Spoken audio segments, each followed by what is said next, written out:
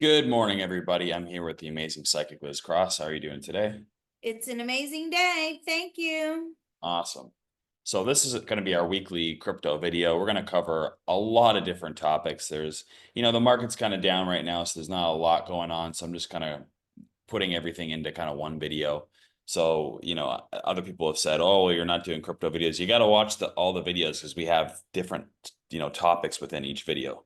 So we don't make like 10 different small 5-minute videos. We want to get it all into one video. So we're going to start off with some, well, first of all, this is my tip jar that's on the screen here. So if you do feel like you want to support me and the work that I do with all the different topics, not just crypto, but other things, if you enjoy those videos, consider, throwing a few dollars, shekels, whatever you got into my tip jar. And I really appreciate everybody that's thrown some money in there.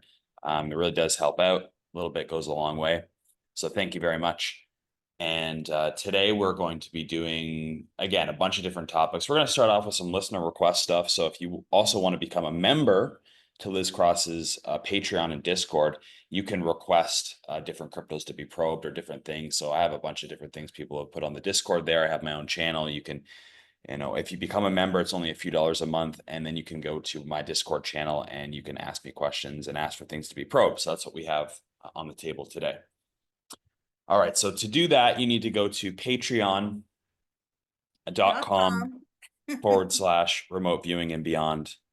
And it's only a few dollars a month to sign up. You're going to be able to see all of the second parts of our videos. So today we have a part 1 and a part 2. So if you want to join us on the part 2 of this video, you need to become a member there. All right, so let's get into it. The first coin we have up to probe is called Layer 3. The ticker is L3.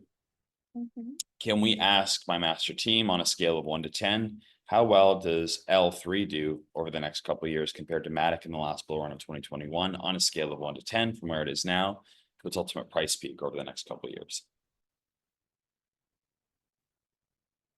A 4. Okay. Another request. This one's called Morpho, MORPHO. How well does Morpho do over the next couple of years compared to Matic in the last bull run of 2021 on a scale of 1 to 10 from where it is now to its ultimate price peak over the next couple of years?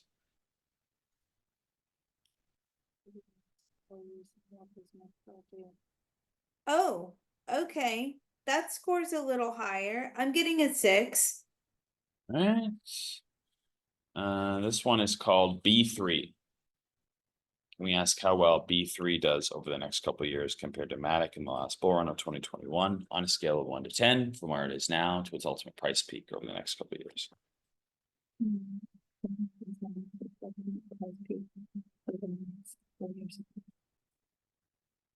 Okay, that's also scoring a 5. That's 5 or 6. Okay, 5 or 6. And this one's called Maple Finance, or the ticker is Syrup. How well does Maple Finance do over the next couple of years compared to Matic, the last bull run of 2021 on a scale of 1 to 10 from where it is now to its ultimate price peak over the next couple of years?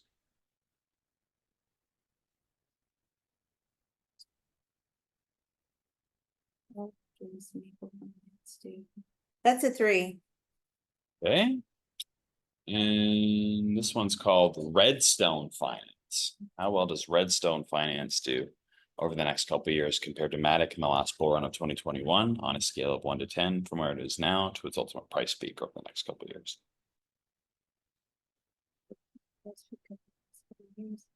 How well does Redstone Finance do? Pragmatic and last full run of 2021. That one 4 or 5. Okay. And this one is called Alt Layer.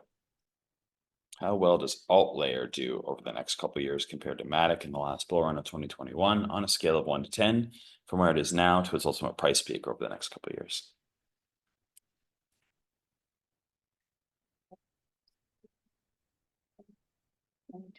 How well does Alt Layer do? No, God, no, that's a 2. Okay, and this one's another request for Destra Network. How well does Destro Network do over the next couple of years compared to Matic in the last bull run of 2021 on a scale of 1 to 10 from where it is now to its ultimate price peak over the next couple of years? That's right. It's calendar business, so it's my price pick over the next couple of years. That's a 4 or 5. That seems a little bit better.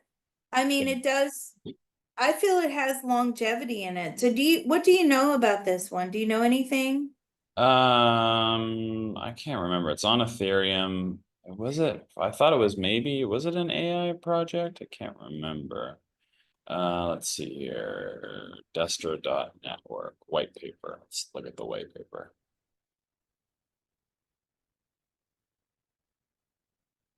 Building a decentralized world. So I think it's a decentralized network for servers. It's a GPU network. So it's a cloud network. Okay. So it's building so it's using AI and it's going to be using GPU network, so graphic processing units, which are used for AI, and it's going to use the cloud. So it's like a cloud-based AI system, it looks like. So they're going to offer storage solutions. Looks like they're going to offer like ways to connect to the internet. Yeah, okay, interesting. So they're building stuff. Um,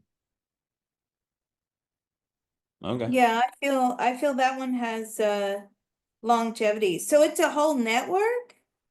Yeah, they're building a network of looks like cloud-based servers, and they're going to use AI. Uh, Hmm. and then they're going to use like, I guess they're outsourcing GPUs. So I guess I don't know if it's a lot of these will utilize people will put up their computer on a network, and then it kind of like crowdsources everybody's computing power to power the network. Hmm. So I haven't looked at it too deeply. I've heard of it, but okay, interesting. All right, so the next thing I wanted to do that was a listener request is we probed Satoshi last week, and somebody had some more questions for them. So I'm gonna pull that up on my other screen here so I can see their question. Okay. So they wanted to know. So can we pull in Satoshi, by the way? Yeah, I've got Satoshi. He made a comment when we were talking to him last week that he almost wished that, Bitcoin would become more like Ethereum in a way. Mm-hmm. And this person wanted to know a little bit more along those lines. I'm trying to find it here. Okay, yeah. So, okay, so in his white paper, which is his blueprint basically that he put out before Bitcoin or when he released Bitcoin, it was called a peer-to-peer electronic cash system. And it really hasn't become that. Now it's more of just a store of value, just like gold, but it's a digital store of value. And when he said last week, "Oh, I want it to become more like Ethereum," well, that leads us to believe that Bitcoin had a few different civil wars, right, where people said, "I don't want it to just be a store of value. I want it to do other things. I want it to be able to launch coins and power, different applications and stuff like that." So they created different things. So the first one was Bitcoin Cash was the first civil war. Somebody split off Bitcoin into their own chain, their own new Bitcoin, and it allowed it to be more like a peer-to-peer cash system because it was very cheap. So what does Satoshi think of Bitcoin Cash? Was that something he liked or likes now? Is that something that you like, Bitcoin Cash? I mean, the concept, yes, because that's what the original concept of Bitcoin was supposed to be, he says. Hmm. Um, he kind of wishes that it wasn't so limited, although it retains value. Look, he's made a ton of money. He's not looking to make any more money out of this. Sure. But he, really, in hindsight, do you believe that it should have been created more like Ethereum? He said yes, because then it would just never run out. You'd never run out. We'd always we'd use it for gas fees and things like that. He likes the model that Ethereum has, that however that works, because you know me, I don't Yeah. actually know this stuff, which is good that I don't. So He admires the way that Ethereum has been built. So really, I think what it comes down to is Bitcoin can't scale anymore. So does he wish that they had, been able to scale Bitcoin? Do you wish that you would have been able to? Yes, that's exactly what he had originally had in mind. So the other civil war that happened where they forked off Bitcoin was something called Bitcoin Satoshi's Vision, or BSV. What does he think of BSV? What do you think of BSV, Bitcoin Satoshi's vision? He thinks it's funny. He's just laughing at me. I don't know why. He's in Well, hysterics. He thinks it's it, funny. well, let's ask him why. Does he think it's funny because of the person that founded it, Craig Wright? Do you think it's funny because the person that founded it, Craig Wright?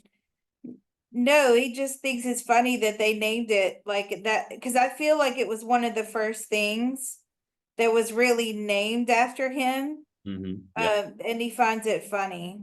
Okay. So what BSV claims to be is like a fully scalable Bitcoin where it could scale to billions of users. And there's no limitations to it. Like it can do theoretically what Ethereum can do. It can do theoretically what every other crypto can do, but using Bitcoin's technology. So is this really was BSV really what he envisioned more or less Bitcoin to become? This is what you envision more or less Bitcoin to become. Yes, yes, it was. Now, who's Craig Wright? So Craig Wright, that's a good question. So Craig I'm Wright, asking. He doesn't, I'm sure he knows, but I'm asking you. right, and you've actually probed him before because a lot of people think he's Satoshi or maybe even like involved with Satoshi in the early days. And he's actually the person that started this BSV. He created it. Were you So involved with Craig Wright? I think he knows who Craig Wright is. did he know him personally? Do you know him personally? Yes. Okay. And how does he feel that Craig Wright claims to be him? Well, he just thinks that's lame. Yeah, like does he still have contact with him? No, Okay. But he doesn't, does he like him or no? no. No. Okay. And does he think that Bitcoin SV will ever be successful in his opinion or not? In your opinion, do you think Bitcoin BSV will ever be? No, he says No. no. Yeah, unfortunately. Does he think that someone will create another something similar to BSV? Does he hope that somebody creates like another, a version of that? You hope that somebody creates another version of BSV. He's more of people now creating their own things instead of using the Bitcoin chain to do Hmm. so. Interesting. Okay. So that's so funny because everybody assumes that Satoshi would be the biggest support. You know what I mean? Like he would want to, oh, I only use Bitcoin. I only want to use Bitcoin. I don't want to use anything else type of person. There's a lot of those people in crypto. They're called Bitcoin maximalists. They're like Bitcoin fundamentalists. Right. If Bitcoin was a religion, they would be the fundamentalists of the religion. And everybody would assume that Satoshi would be also a fundamentalist, but it sounds like he's not. So is he kind of like chain agnostic, if I could put it that way? Chain agnostic. Yeah, that's a good way to put it. I mean, he gives high marks for creativity. Mm, And he thinks that people can create better things out there than Bitcoin. And there are better things, he says, than Bitcoin, but they're just not utilized. mm, Um, they don't have the same fame that Bitcoin has. And so there's no longevity in those endeavors. And mm. he thinks that's a shame. Yeah. And no matter how much marketing you do, so let's ask Finney this. No matter how much marketing any of these coins do, will anything ever overtake Bitcoin in popularity, and that's a no. Yeah, I don't think so either. Yeah. Yeah, I agree. It's a household name, even just from a branding standpoint, right? Not even for what it does, but just what it Mhm. stands for, the visibility of it. I don't think anything will ever overtake it. There'll be things that are more useful than Bitcoin, I'm sure, and have more utility than Bitcoin, but I don't think they'll ever overtake it. Um, Well, okay. I'm getting a no. I think is Bitcoin always going to be king of the crypto? Always. Yeah. Okay. Well, I think what we're going to do is we're going to go into the part two of this video. And what I want to look at, and maybe we can keep those people along for the ride, is where is Bitcoin going over the next, let's call it 2 years. We're going to look over a 2-year time frame because there's a lot of talk of a super cycle. And we've done probes in the past, and it almost kind of looks like what you're describing, what you've seen, at least on this timeline going forward, it could be described as a super cycle. And I just watched a video this past week from Bob Lucas, and he puts out a way, like a logical way of how we could get to that. And I want to know if that it seems to line up with what you've seen so far. And so I want to actually explore that a little bit further to see what our possible path going forward is for Bitcoin in this market, this bull run. So it should be quite fascinating to see that. The other thing I'm actually gonna pull in a few different people. We're gonna pull in Richard Hart as well because there's some news that we can look into for that. So that'll be Uh-oh. interesting too. What's Um, he done now? yeah. No, it looks like it could be positive. So if you want to find out all of that stuff and more, we're going to take a look at a few other projects too. You need to become a member with us, and you can see the second part of this video. We put out a ton of content every week, really, and not even just crypto, but the traditional finance, politics, um, different, Spiritual probes. yeah, I mean, the spiritual stuff probes, that we health. just put out. Yeah, the stuff we just put out about the advisors in the spirit world. Oh I yeah, haven't even made that public. That is so good. It's staying behind the paywall. Sorry, but it's really good info. yeah. And it's only a few dollars a month. So it's really, but for the amount of information and content that you get, I mean, this is like it's pretty much almost free. I mean, like it's a really good value. So definitely consider becoming a member and heading over to patreon.com/remote viewing and beyond. And we hope to see you on the second part of this video. Yeah, that's great. Thank you so much. Thank you.